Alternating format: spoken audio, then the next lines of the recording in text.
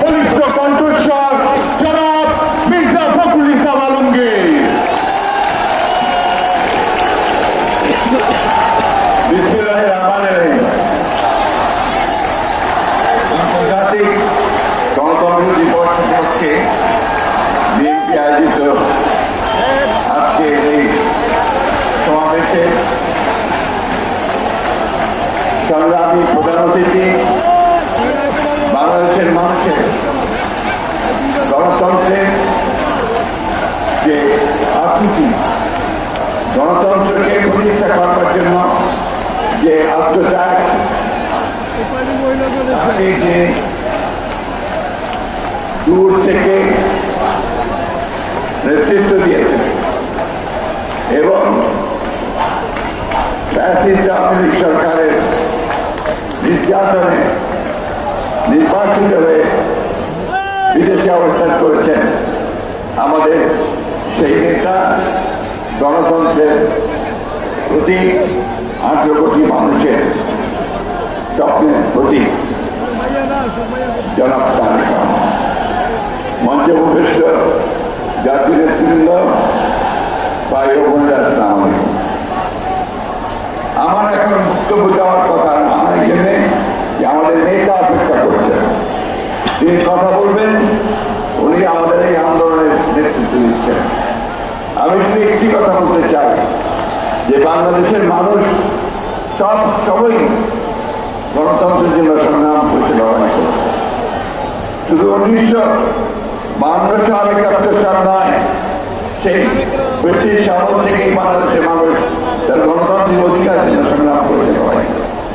তারই ফলশ্রুতিতে আমরা আজকে দেখেছি যে এই ফ্যাসিবাদী আওয়ামী লীগ সরকার, শেখ হাসিনা সরকার যখন দীর্ঘ 16 বছর ধরে এই দেশের জনগণের উপরে স্টিম রোলার চালিয়ে গেছে, সেই স্টিম রোলারকে উপেক্ষা করে বাংলাদেশ জাতীয়তাবাদী দল, যা প্রতিষ্ঠাতা ছিলেন শহীদ জিয়াউর রহমান, দীর্ঘ সংগ্রাম করে আমরা আজকে একটা মুক্ত পরিবেশে উপস্থিত হয়েছি।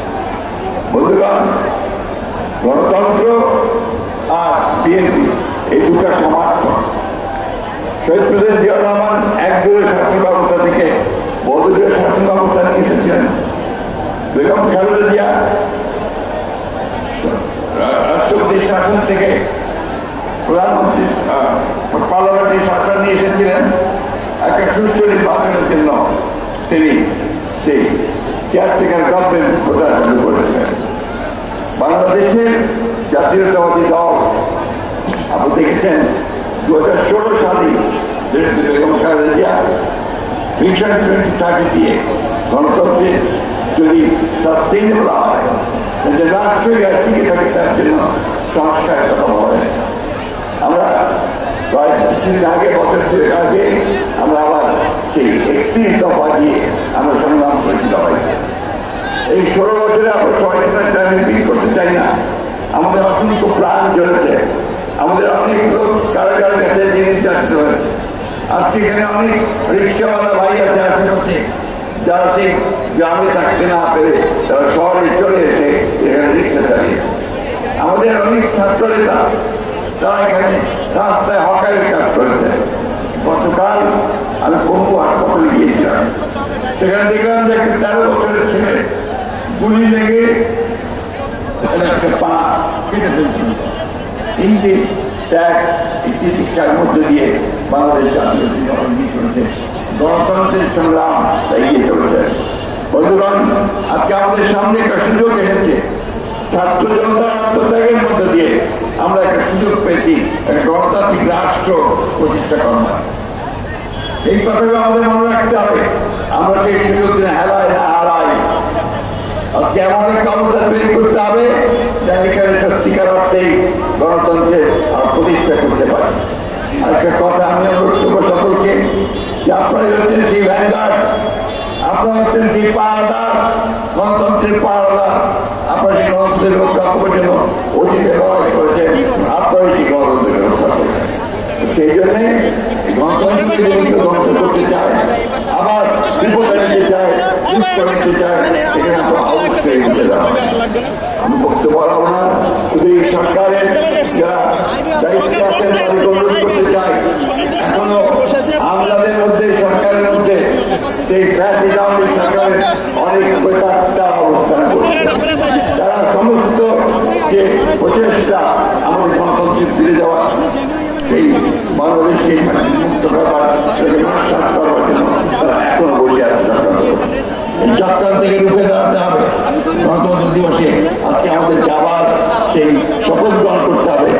যেভাবে বুকের রক্ত দিয়ে আমাদের ছেলেরা এই সুযোগ সৃষ্টি করেছে, বুকের রক্ত দিয়ে হলেও আবার আমরা সেই সুযোগকে রক্ষা করবো, বাংলাদেশকে সত্যিকার অর্থে গণতন্ত্রের রাষ্ট্রে পরিণত করবো। আমাদের নেতা আমাদের তারেক রহমান সাহেব দেশে ফিরে আসবেন, দেশের বেগম খালেদা জিয়া চিকিৎসার জন্য বাইরে যাবেন, সুস্থ হয়ে ফিরে আসবেন। এই দোয়াকে আজকে আমি সমস্ত পঙ্গু আহত যারা হয়েছে তাদের উপযুক্ত ক্ষতিপূরণ দেওয়ার জন্য সরকারের কাছে দাবি জানাচ্ছি। যারা নিহত হয়েছে তাদের ক্ষতিপূরণ দেওয়ার জন্য আমি সরকারের কাছে দাবি জানাচ্ছি। এটাই হোক আজকের দিনে আমাদের সফল। সবাইকে ধন্যবাদ জানাচ্ছি। আসসালামু আলাইকুম, খোদা হাফেজ, বাংলাদেশ।